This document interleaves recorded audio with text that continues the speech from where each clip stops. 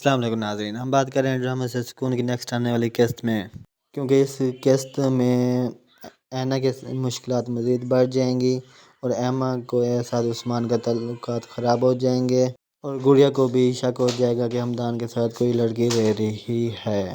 کیا حمدان اینا کو چھوڑ دے گا؟ یہ سب جاننے کے لیے میری اس ویڈیو کو آخر تک دیکھیں اور آپ سے ریکویسٹ ہے کہ میرے اس چینل کو سبسکرائب بھی کر دیں۔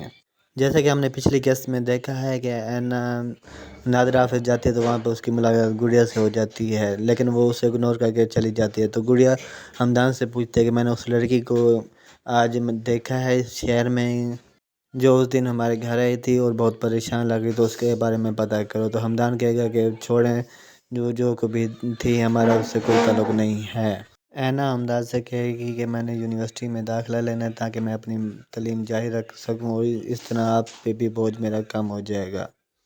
تو حمدان اینا سے کہے گا کہ جیسے تمہاری مرضی، کیونکہ کوئی فیصلہ تم نے اپنے دل سے اچھا کیا ہے، یہ مجھے منظور ہے۔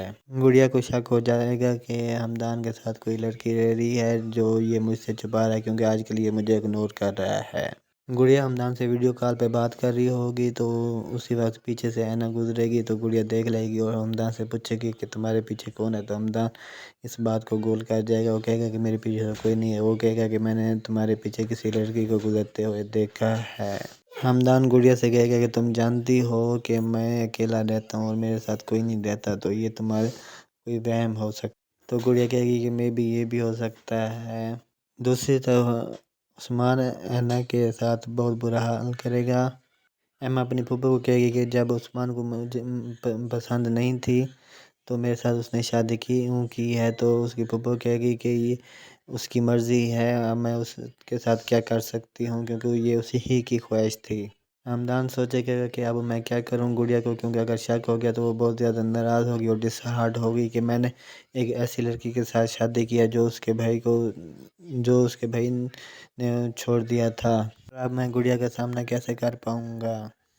جب اینا کو اس بات کا پتہ چلے گا تو وہ کہے گی کہ حمدان سے کہ میں یہ گھر چھوڑ دوں کیونکہ میری ہی وجہ سے آپ کی مشکلات میں اضافہ ہو رہا ہے۔ تو حمدان کہے گا نہیں تم ایسا نہ کرو۔